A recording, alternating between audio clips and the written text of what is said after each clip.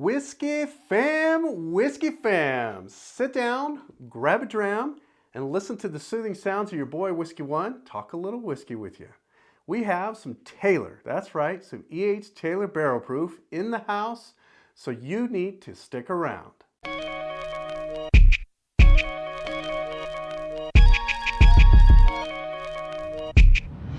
All right, Whiskey fam, so thank you for joining us here at Whiskey One. It has been probably at least a month or two since I dropped a video. Sorry about that. A lot of things have been going on in my personal life, but I'm trying to get things back on track. And with that, I thought, there's folks that are taters and some that are not. And, I have to respect that the taters love to watch these types of videos, especially if you're going to talk about some E.H. Taylor Barrel Proof. And here's what I want to open up with. I always seem to watch videos that talk about Taylor. I see postings that show off the bottle. Usually it's like a crotch shot, right? Somebody in their car with the little receipt showing off that they got one of these bad boys and how lucky they are. But they never really talk about what it is. What is it? We know it's bourbon. We could probably guess some of the tasting notes, but honestly, the one thing that aggravates me to no end is that nobody really does tasting notes when it comes to any of the Taylor products or even a lot of the Buffalo Trace products, right? So I wanted to really take advantage of this time that I have with this bottle because I did win it.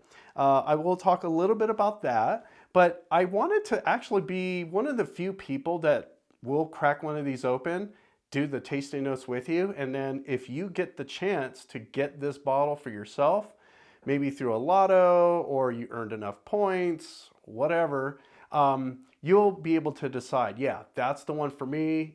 Israel really talked a good game about it, or maybe I didn't. Maybe it falls flat.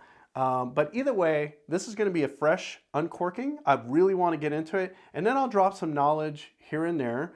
This won't be a full educational, but I want to have fun and get right into this. So without further ado, let's uncork this bad boy. That's right, on camera.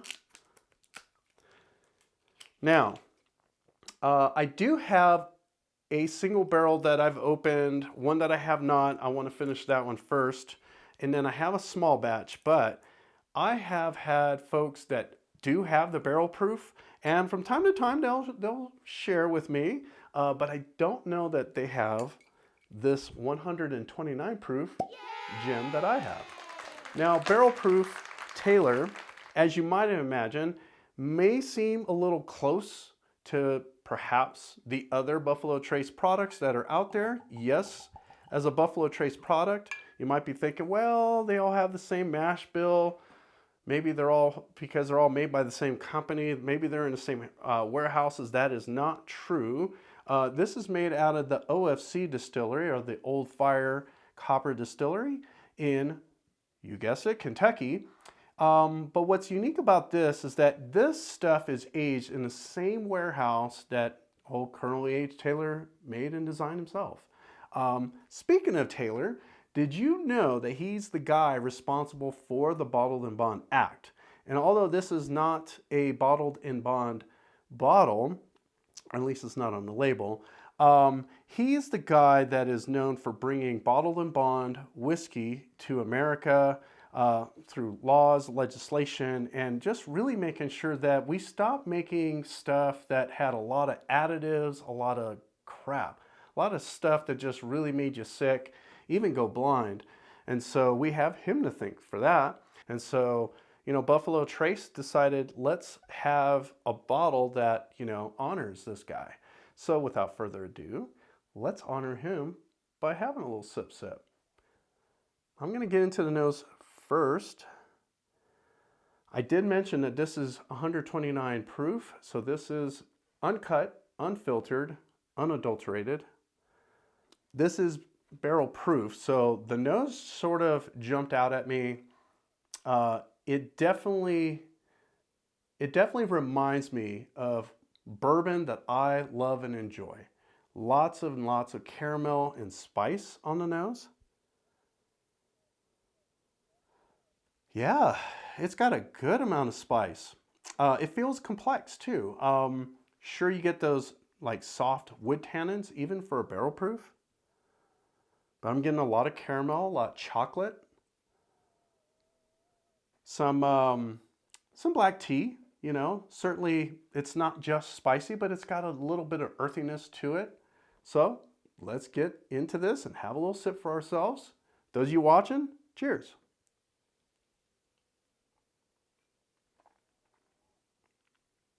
Mmm. Mm-hmm. Mm. Oh boy. Yeah, that makes me happy. Okay. This tastes pretty darn good for initial sips. Yeah, definitely got my attention.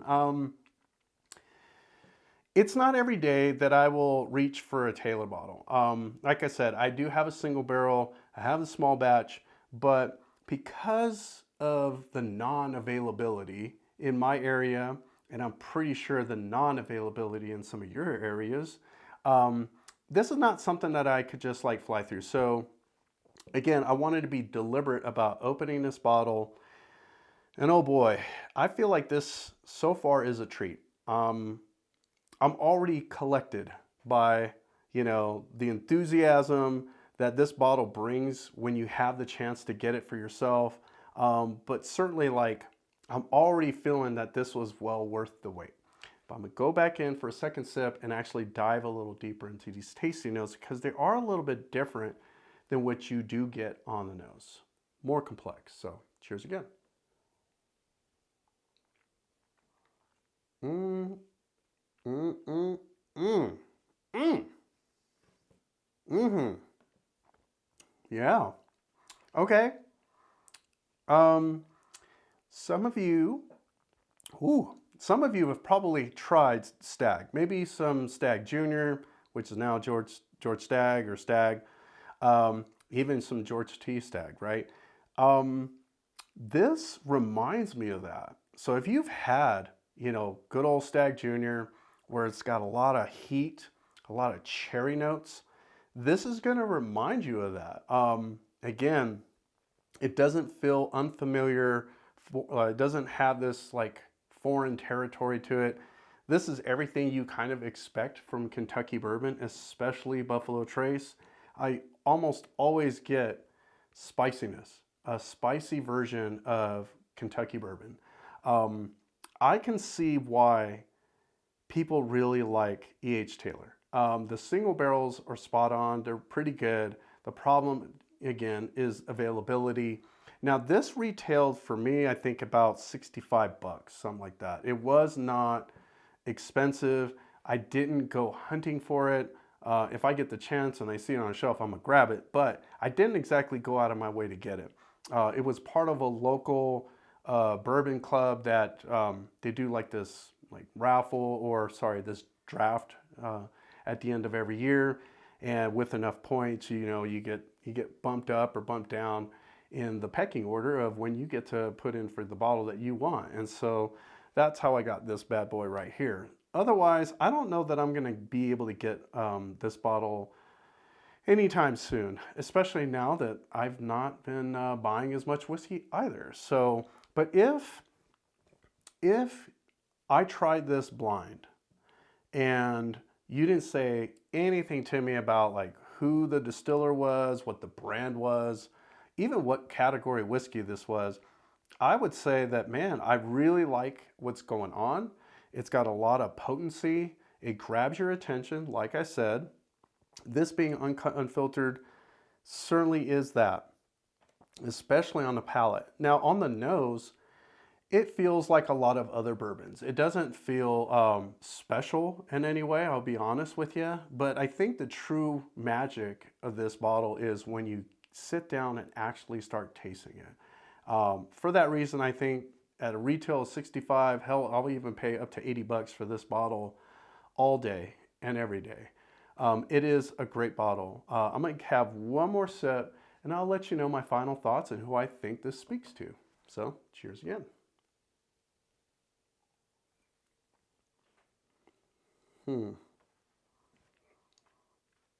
Mm-mm-mm.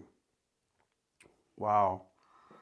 I think I think the thing that now, after my third sip, that grabs my attention even more so is how balanced it is. Sometimes you get your hands on a whiskey that is very one-noted. Maybe it's a one-trick pony, or just maybe there's just a few flavors that are just so dominant that everything else is just kind of left in the dust. I feel that the fruitiness of it, that being a lot of like raisins, dark cherries, you get this bit of chocolate thing happening. Like I said, a little bit of tea, and you know, the baking spices are there. Ooh, certainly the cinnamon. Ooh, that's cinnamon. I love the cinnamon. It reminds me of those like candies when you were a kid, the Red Hots, that I used to go through like crazy. Those were just awesome, right? And I'm not really eating Red Hots these days, but I will say that like this has on the finish a ton of those Red Hots. But just overall, I like that this is so balanced. Even for being uncut, unfiltered, it doesn't feel aggressive. You know, I did mention that it reminds me a bit like Stag Junior. Some of those can be a bit aggressive, and not everybody likes them, even those that think that they're really going to enjoy them because of the namesake. Now, as far as this versus that, this feels almost like too familiar. Like, again, this is not something that you should chase. If you have the option to get like a Stag Junior, get that. I would say, why not get this if you don't have Stag or you've never even tried Stag? But if you have one or the other, you're not missing anything. This is very much quintessential Buffalo Trace bourbon. You know, obviously being barrel proof, you get a little more, you get that extra. And that's what this is. This is just that extra gravy, let you know, yeah, you got the right thing in your hand when you're drinking it. Now, as far as who I feel this speaks to, honestly, this is going to be one of those that I feel like is more of a whiskey curious bottle. 100%. Not for its ability to be different than everything else that you have. This is going to feel very, very familiar. But the fact that like most people will go out of their way to get it, and as they should, if they get the opportunity, they shouldn't pay like secondary prices for this. I wouldn't do that, guys. Don't do it. Not for this bottle. So that I will recommend not doing, but I would recommend getting it if you are whiskey curious and say you have like just the standard flagship Buffalo Trace and you want to get, you know, you want to level up, you want to get something a little extra, then get that. And I feel like that's who this really speaks to. The folks that are collectors, they're just going to let this stuff sit on a shelf, and it's sad to me. But if you genuinely are getting this to drink and share with your friends, yes, this is for you. And I think those that are whiskey curious will definitely go after this. I don't think that this is a whiskey connoisseur bottle just because it's not wildly complex. It tastes great, and it's great on its own merits, right? And it gives you everything that you expect out of a bourbon. But it feels so much like other bourbons out there. And that's why I feel like it's not really a connoisseur bottle. But thank you all for sticking around. Listen to me blabber for a little bit. And I hope that you guys stick around and catch us on our next video. If you can, like, subscribe to this one, and hope to see you on the next one. So, thank you for watching. Thank you for supporting us. And here at Whiskey One, it's about the one you enjoy. So cheers.